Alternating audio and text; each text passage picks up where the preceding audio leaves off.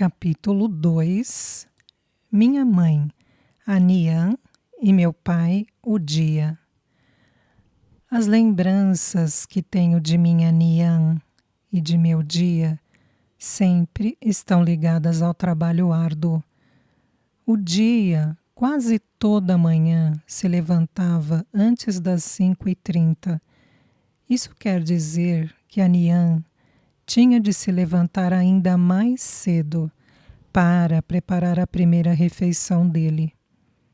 Com todo o trabalho de cozinhar, lavar e costurar, sobravam-lhe pouco tempo e energia para reparar em cada um de nós. Bem que tentávamos roubar-lhes amor e atenção, mas Anian estava constantemente exausta. Ela preparava todas as refeições, costurava nossas roupas de inverno e de verão e ainda fazia colchas e cobertores para todos.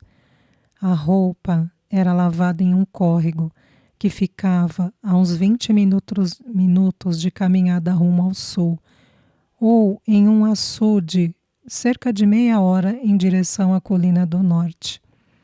O córrego quase secava no verão e no inverno a água que guardávamos em um cântaro de barro ficava coberta de gelo.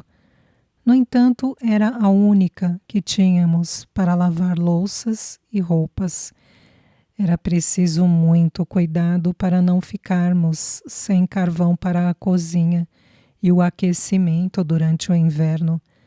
No entanto, como estava em falta em toda a China, o carvão nunca era suficiente para aquecer a água de lavar a grande quantidade de roupa de casa. Devido ao racionamento, cada família recebia uma pequena porção, que então usávamos para acender carvões usados, mais parecidos com pedaços de esponja cinzenta. Esses eram restos já queimados pelas fábricas ou usinas geradoras, encontrados na estrada, ou jogados no lixo e que levávamos para casa. O carvão usado era muito difícil de acender. Era preciso juntar carvão novo para manter o fogo.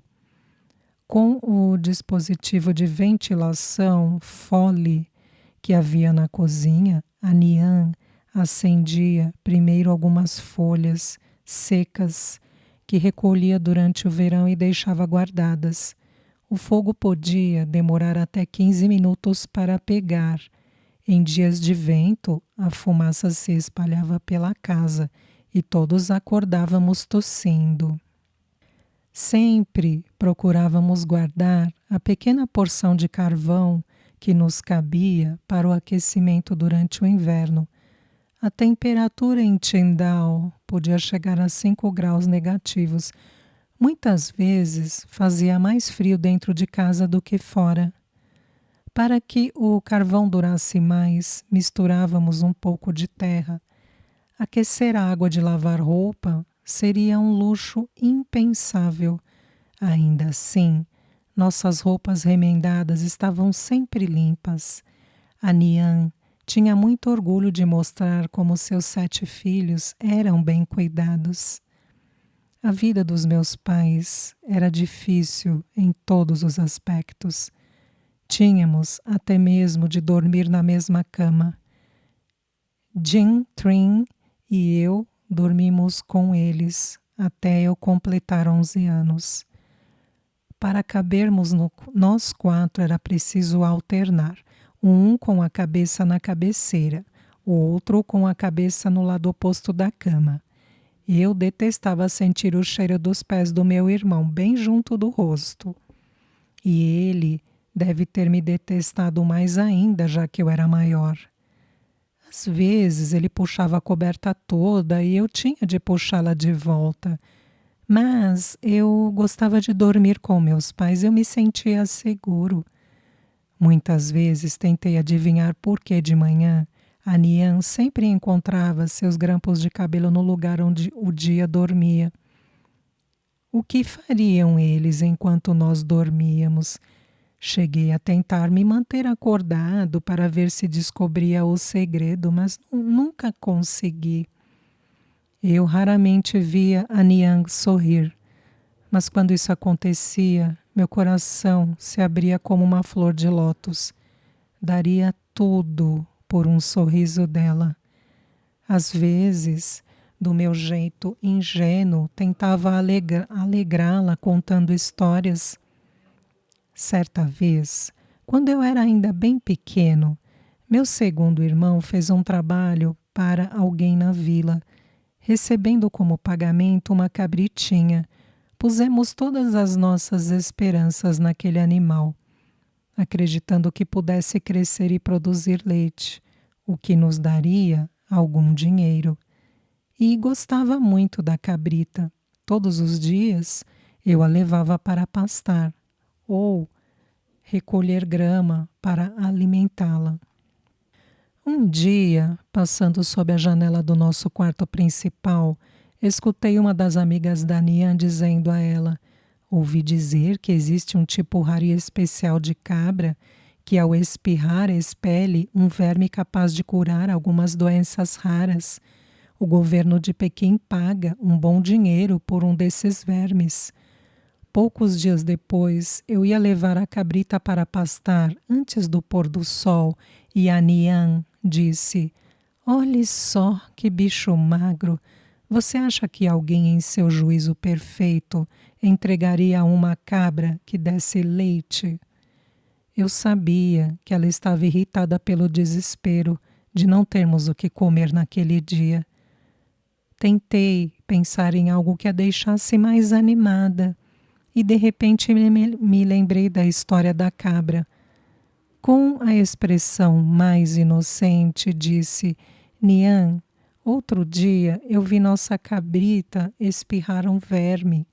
Ela pareceu alarmada e me perguntou logo como era o verme. Parecia uma lagarta branca do tamanho do dedo, respondi mostrando o dedo indicador. O que aconteceu ao verme? Ela perguntou ansiosa. A cabrita comeu, respondi casualmente. Da próxima vez em que a cabrita espirrar e sair um verme, tire-a de perto e tente pegá-lo. Esse tipo de verme vale um dinheirão. Ela ficou mais feliz, parecendo sonhar. Quem sabe esta seja a cabra da salvação, murmurou para si mesma. Pelo menos por instantes, a Nian esqueceu-se o seu desespero. Daí a poucos dias, porém, contei a mesma história e ela percebeu que eu estivera inventando o tempo todo. Saia daqui, não pense que me engano outra vez. Que vergonha, pensei. Ia ter de arranjar um meio mais inteligente de alegrar minha Nian. E a cabrita? Acabou morrendo de fome no inverno seguinte. Meus pais simplesmente não tinham dinheiro para comprar roupas prontas. Apesar de não haver máquina de costura em nossa casa, a Nian era reconhecida como uma das melhores costureiras da vila. A costura era um dos mais importantes passatempos das senhoras e as mulheres de mais idade ensinavam as mais jovens. Era comum reunirem-se todas em nossa casa pobre e apertada para tomar chá, conversar e trocar confidências. As mulheres da vila adoravam contar a Nian seus problemas e alegrias, além de admirar sua habilidade na costura. Seus pontos pareciam feitos à máquina, de tão pequenos e perfeitos. Certa vez uma amiga pediu-lhe que soltasse um zíper e tornasse a prender, desta vez à mão, porque preferia a costura delicada da Nian. A personalidade generosa da Nian era admirada e respeitada em todas as redondezas. Assim como o dia, ela fazia de tudo para ajudar os outros. Além de mãe afortunada de 7 filhos, era conhecida também como o tesouro vivo. De vez em quando, algum homem parava em nosso portão para conversar com ela. A maioria das mulheres se sentiria intimidada ou embaraçada por conversar com um homem que não fosse o marido, mas não a Nian. Por isso, Naná costumava chamá-la de moça travessa. A Nian era também uma pessoa compreensiva, receptiva a novas ideias. A Revolução Cultural afirmava que uma das grandes realizações dos guardas vermelhos havia sido a criação das escolas noturnas, destinadas especialmente a transmitir aos camponeses as ideias comunistas de Mao. Todos nós recebíamos cópias do livro vermelho. Eu tinha 6 anos e ainda me lembro de ver 2 jovens e entusiasmados guardas vermelhos indo à nossa casa para ensinar a Niang a ler. Ela nunca chegou a reconhecer palavras isoladas, mas era capaz de memorizar parágrafos inteiros dos ensinamentos de Mao. A Niang aproveitava para praticar enquanto lavava a roupa, limpava a casa, costurava ou cozinhava. Muitas vezes vi seus lábios se moverem enquanto recitava em silêncio passagens do livro. Era considerada uma aluna modelo. Certo dia, a Nian tentava acender o fogo para preparar a comida quando chegaram 2 jovens da Brigada dos Guardas Vermelhos, com a intenção de verificar quais os progressos havia feito na leitura. Era uma daquelas manhãs terríveis em que o carvão, já usado, se recusava a acender e todo o cômodo ficava tomado pela fumaça. A Nian era uma mulher sensível e justa.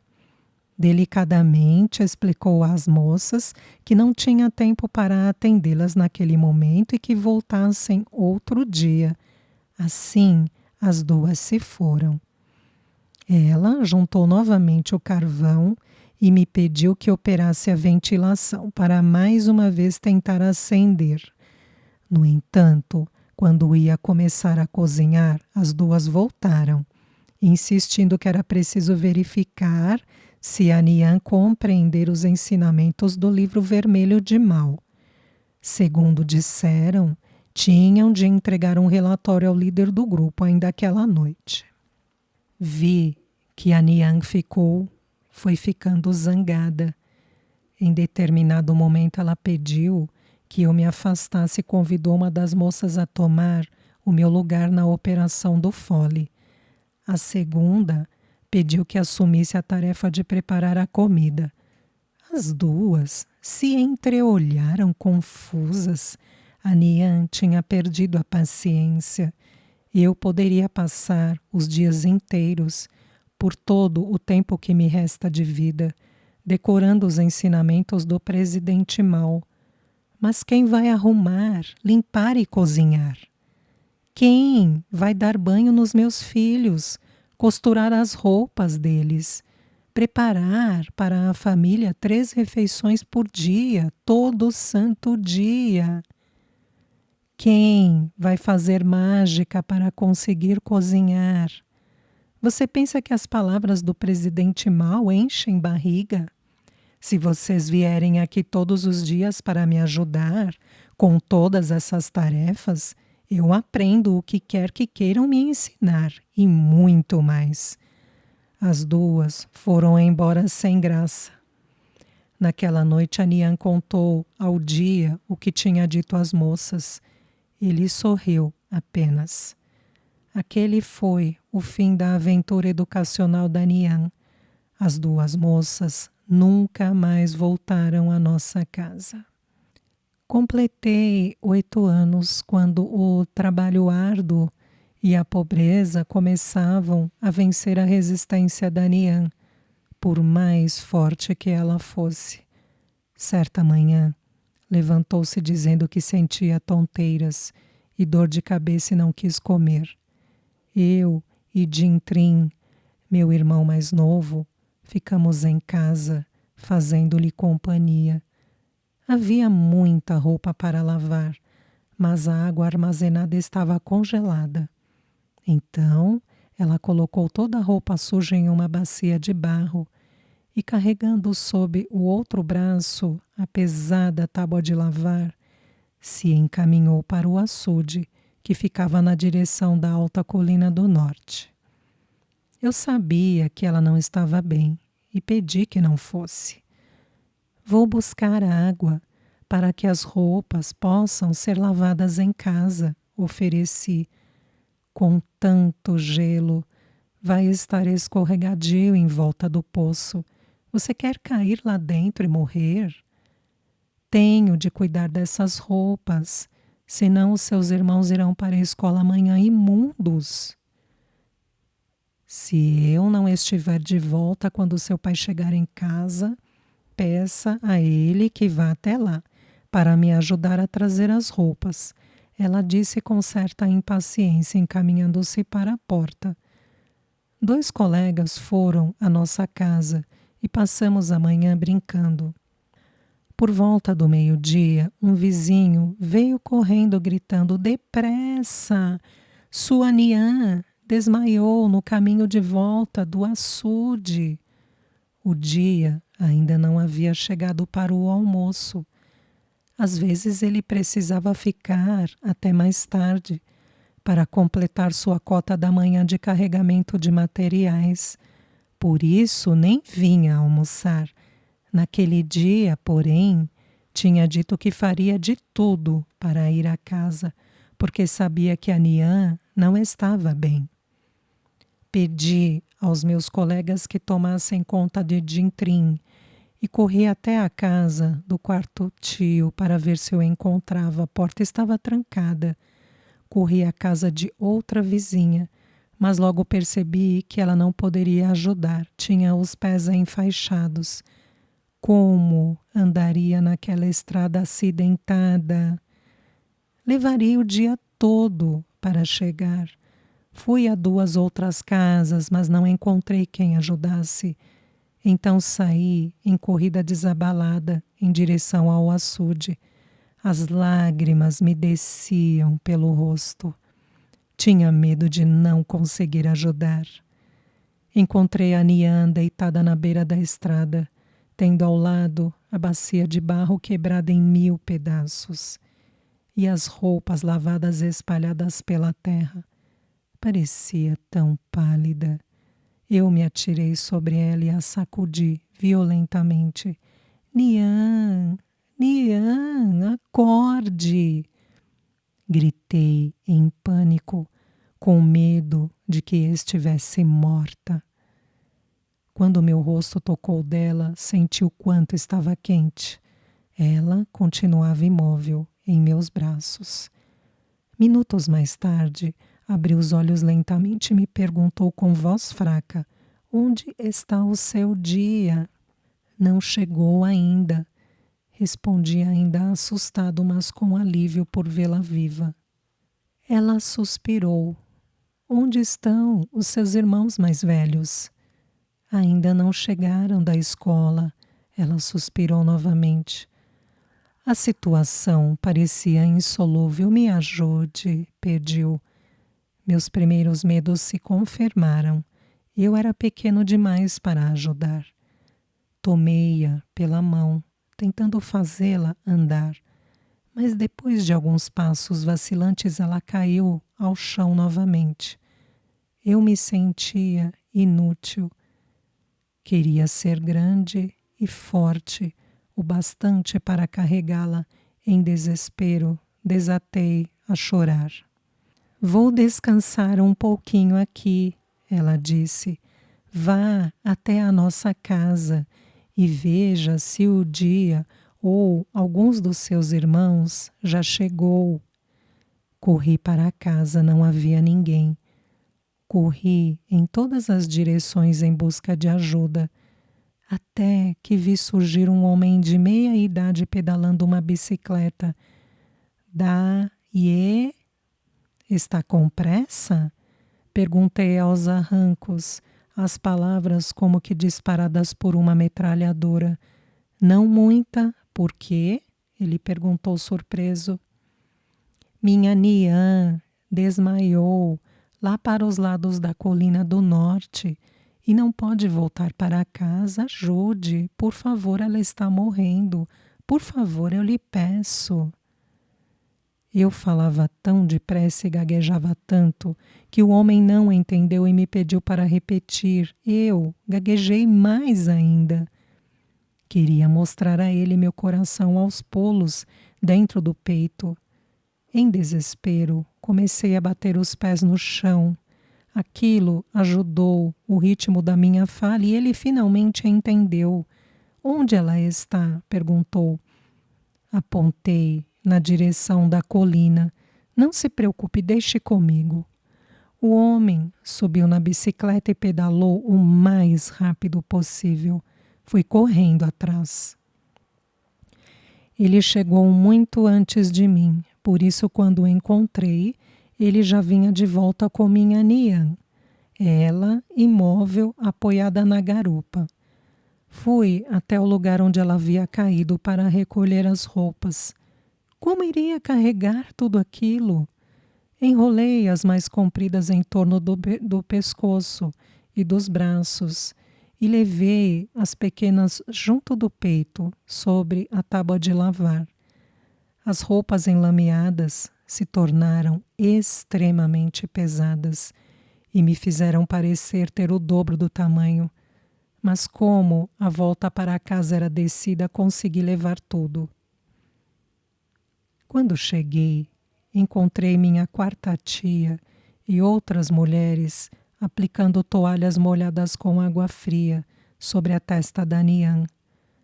Uma delas me disse para pegar água fervida, de modo que pudesse preparar um chá de gengibre para baixar a febre. Peguei 2 garrafas térmicas e um cupom e me dirigi ao depósito de água quente. A vila tinha apenas uma caldeira para servir a todos os moradores. Cada garrafa cheia custou 1 fene, 1/100 do Ivani. E o velho funcionário marcou 2 retângulos vermelhos em nosso cupom. Aquela foi a primeira vez em que vi a Nian doente. Durante uma semana não se levantou da cama. O doutor descalço de nossa vila receitou 12 tipos diferentes de medicamento. Ela enchia a mão de remédios 3 vezes por dia e engolia com água quente. Sempre nos aconselhavam a tomar remédios com água quente.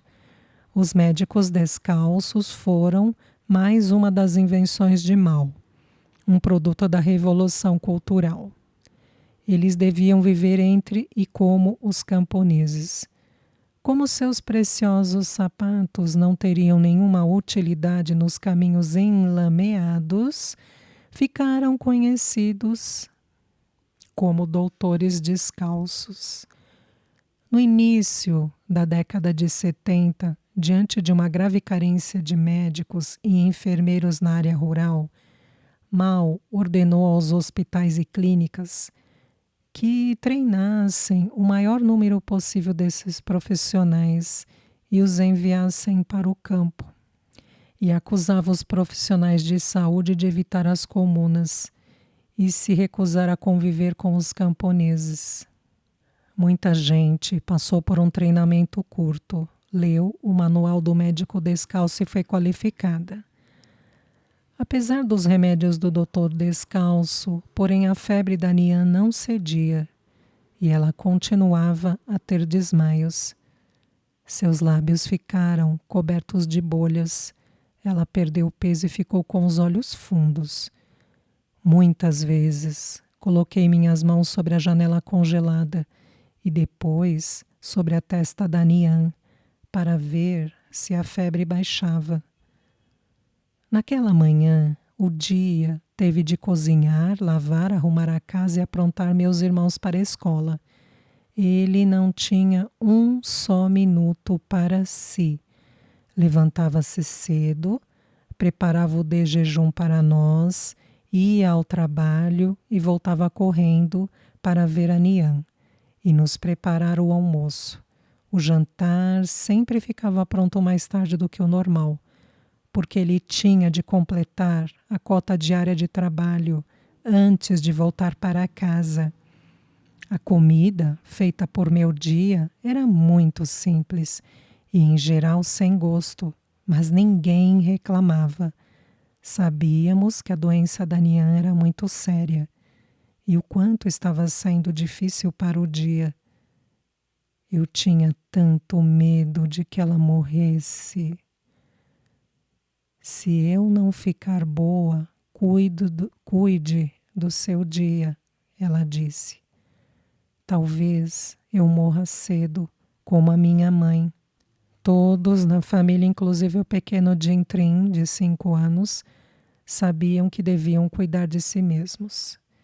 A Nian temia que meu pai adoecesse por excesso de trabalho. Se ele ficasse doente, não teríamos como sobreviver. Ele garantiu nosso pão. Era a base e a espinha dorsal de nossa família. O dia, porém, nunca demonstrou qualquer sinal de aborrecimento ou fadiga. Naquela semana, ele, já de poucas palavras, falou ainda menos. Só trabalhou, trabalhou, trabalhou. Como não tínhamos dinheiro para levar a Nian ao hospital e o tratamento do doutor descalço não dava resultado, o dia picou grande quantidade de gengibre e alho. Ferveu com um pouco de açúcar, emprestado pela quarta tia, e deu a ela para beber. A Nian tomava o chá quente e se cobria dos pés à cabeça, com várias camadas de cobertores para suar. Mais tarde, meu irmão Sonfar e eu fomos mandados a um moinho que ficava a cerca de 5 minutos de casa, no setor leste da vila, para moer um pouco de trigo que serviria ao preparo de uma sopa de macarrão, como parte do tratamento. O moinho não passava de uma plataforma redonda, feita de várias pedras de granito unidas. Sobre a plataforma havia uma grande e pesada bola de pedra, com um buraco no meio, por onde passava uma grossa vara de bambu. Eram necessárias 2 pessoas, uma em cada extremidade da vara, para fazer girar a plataforma e assim moer o trigo. Eu e meu irmão fizemos isso. Voltamos para casa com uma tigela cheia. Para separar a farinha das cascas, o dia usou uma peneira de arame feita por ele mesmo. Depois, misturou a farinha com água e formou uma espécie de panqueca fina que pacientemente enrolou em várias camadas e cortou com uma faca grande, fazendo um macarrão. Chegou até a usar algumas gotas do precioso óleo da Nian e ovos. Ela, no entanto, notou imediatamente que a sopa tinha uma cor estranha. E a primeira colherada perguntou: acabaram o sal e o molho de soja? De início, o dia não entendeu, mas de repente percebeu que tinha esquecido os ingredientes mais importantes. Os 2 explodiram em uma risada. Mesmo na doença, a Nian conservava o aguçado senso de humor e uma risada luminosa e contagiante. Foi maravilhoso ouvir meus pais voltarem a rir. A Nian chamou a mim e a Jintrin. Ajudem-me a comer este macarrão. O seu dia fez demais. Todos sabíamos que ela não comera praticamente nada durante a semana. Sabíamos que ela comeria aquilo e muito mais. Saiam daqui, disse o dia.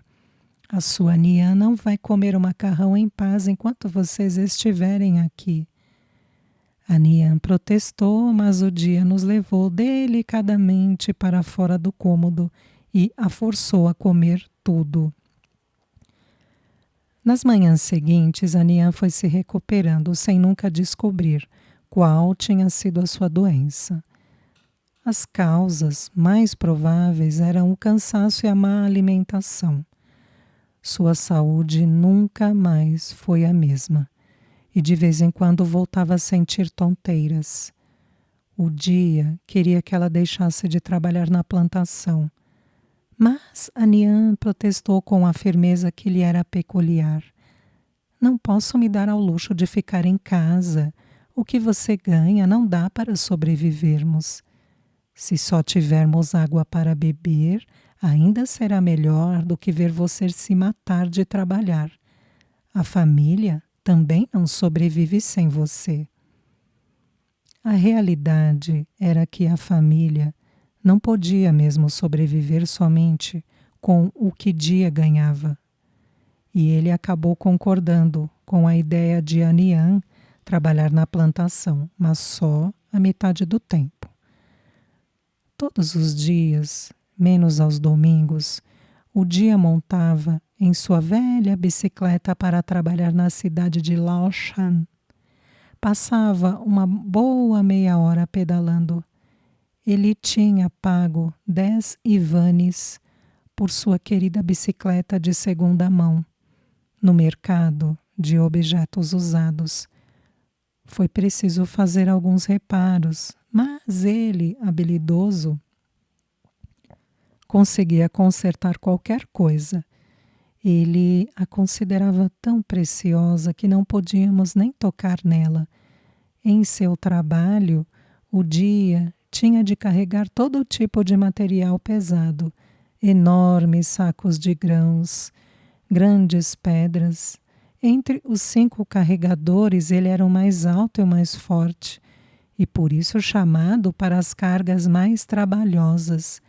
Era também o braço direito do motorista. Se fosse preciso manobrar o caminhão, era ele quem orientava. Eu me orgulhava muito dele. Um caminhão impressionava, já que se fazia a maior parte do transporte por cavalo ou em carroça.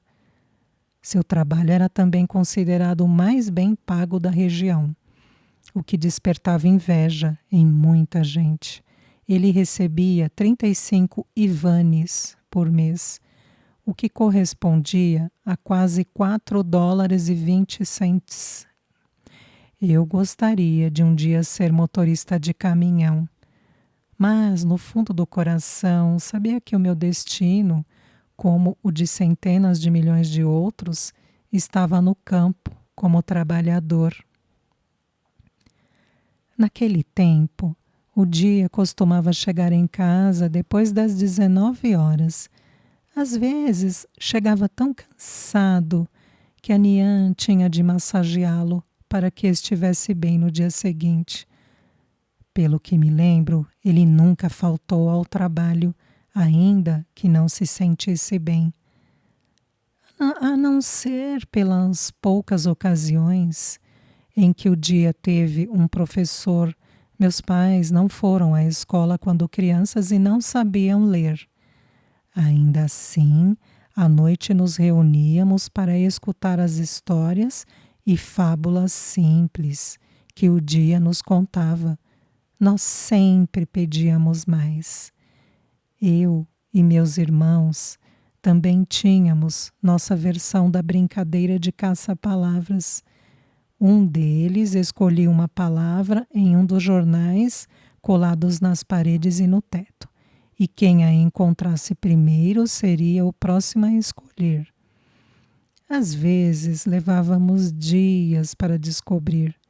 Certa vez, quando eu já tinha aprendido a ler um pouco, escolhi uma palavra que bateu o recorde de tempo para ser encontrada. Só tínhamos pena de nossos pais, que por não saberem ler, não podiam brincar. Uma ocasião, um amigo do Dia, que trabalhava em uma gráfica de Chendao, nos deu algumas embalagens de cigarro Dir. Eram feitas de um papel verde, que usamos para forrar o teto. O Dia não tinha dinheiro para gastar em cigarros.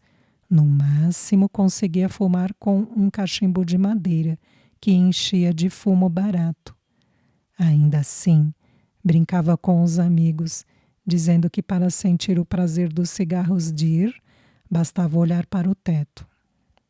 O Dia costumava ser paciente e emocionalmente controlado, às vezes um tanto teimoso, mas sempre bem-humorado. A única vez em que o vi perder a paciência conosco foi quando a professora do meu quarto irmão, Sun-san, reclamou de suas notas baixas. Sun-san sabia que o relatório da professora não lhe seria favorável. Então, reuniu o quinto irmão, Sun-far, o caçula Jin-trin e eu, dizendo: vamos fazer bagunça. Eu não gosto dela e ela não gosta de mim. Como já não estávamos satisfeitos com a visita da professora, que viria atrapalhar nossas brincadeiras noturnas, ele não precisou insistir. Ao chegar, a professora sentou-se em uma ponta do Kang, a Nian na outra, e o Dia serviu chá às duas. Assim que a professora começou a falar aos meus pais sobre o fraco desempenho escolar do meu irmão, ele nos fez um sinal. E começamos os 4 a correr de um lado para o outro do Kang, gritando a plenos pulmões. O Dia nos lançou um olhar sério. Quietos. Desculpe o mau comportamento dos meus filhos, a Nian pediu. Eles estão cansados nesta noite. Depois de alguns minutos de silêncio, Sun-san nos disse baixinho: outro dia, ela soltou um pum e fingiu que não tinha sido ela. Foi como uma bomba fedorenta. Começamos a rir sem parar. Dissemos às gargalhadas.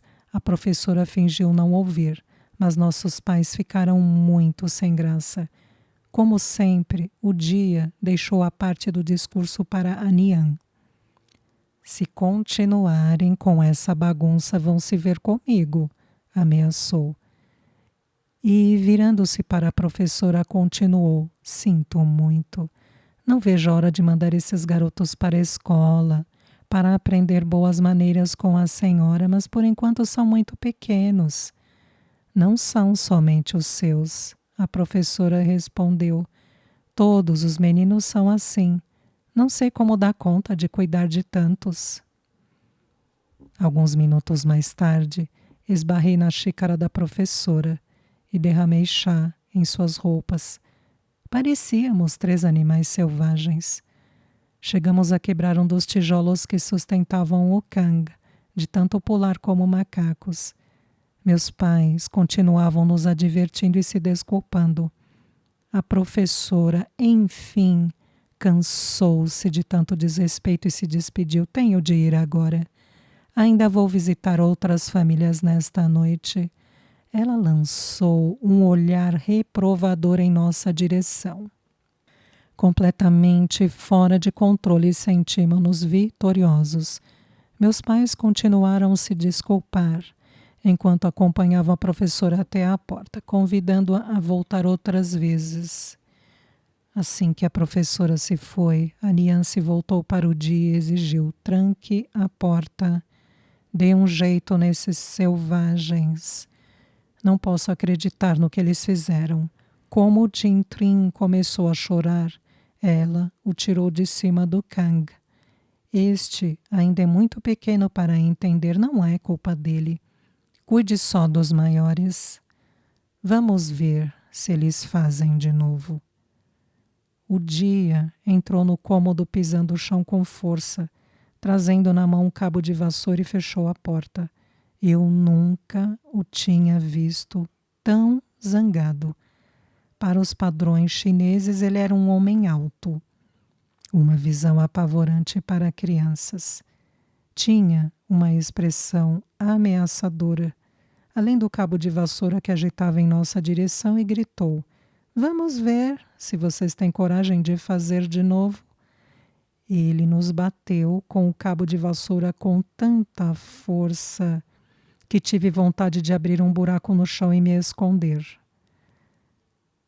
Junto da porta do lado de fora, a Nian e instigava: bata mais, bata mais.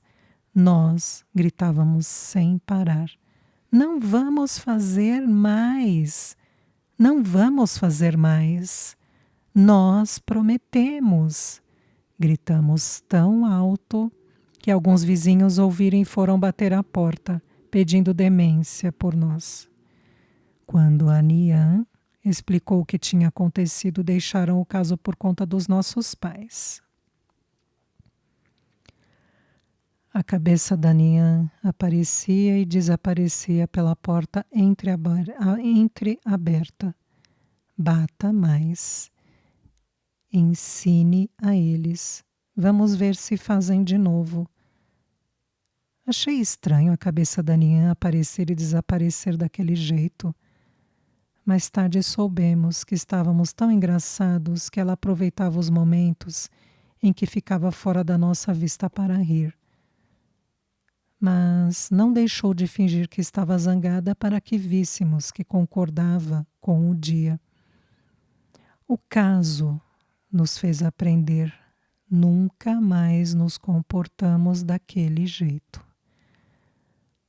Só me lembro de ter visto meus pais brigando uma vez, e foi o suficiente para a família virar de cabeça para baixo. O dia foi convidado para o casamento de um parente, e depois de 1 ou 2 copos de vinho de arroz, de alto teor alcoólico, abriu-se e virou um verdadeiro tagarela. Como ele demorasse a voltar para casa, a Nian ficou preocupada. Temia que ele bebesse demais e perdesse a dignidade.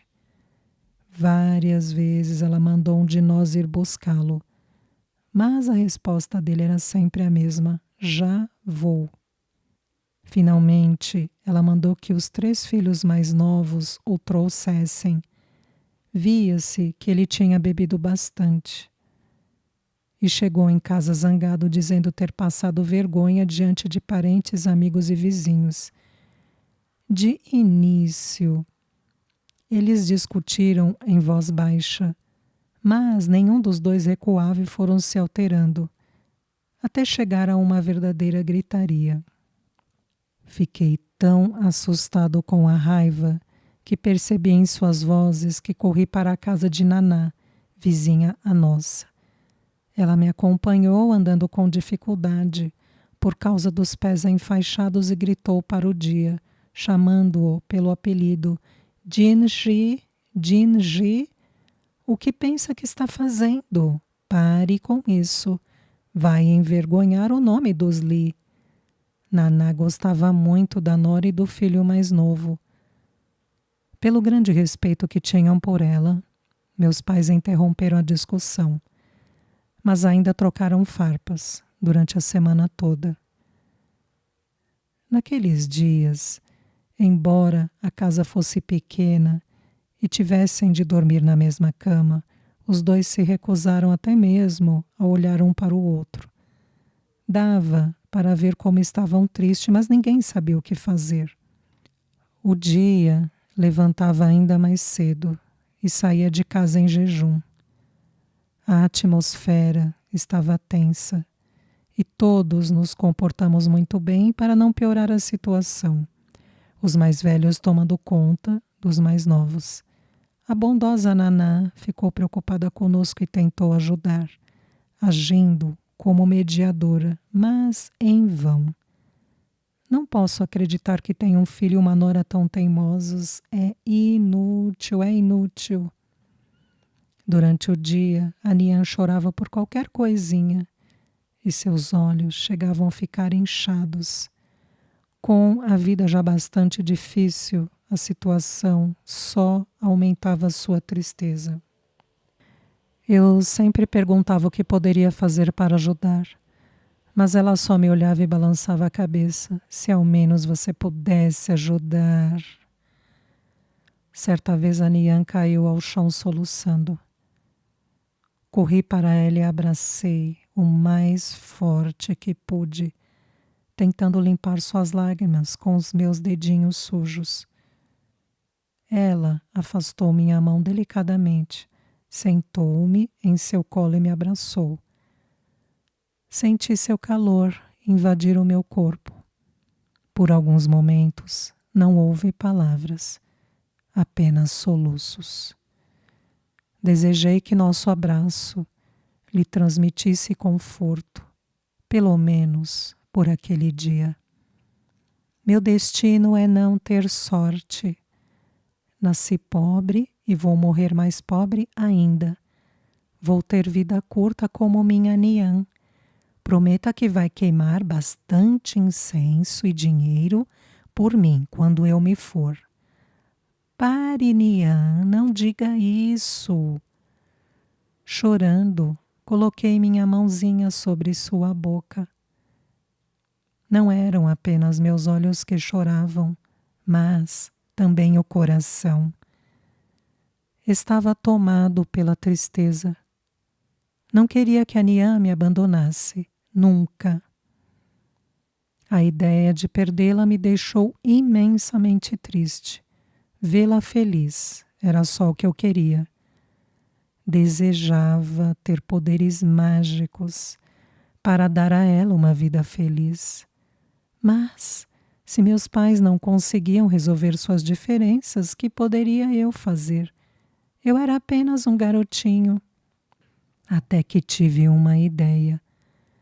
No fim da tarde, fui para a entrada da vila, esperar a volta do dia.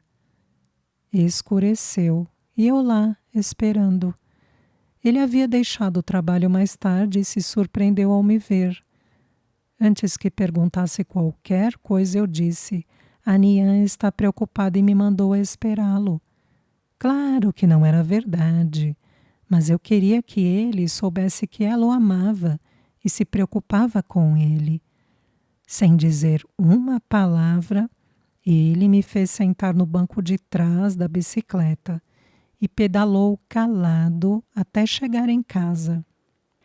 A Nian estava no portão esperando ansiosa e ficou aliviada ao nos ver. Obrigado por mandar Jin Hao me esperar, disse o dia. A Nian ficou surpresa.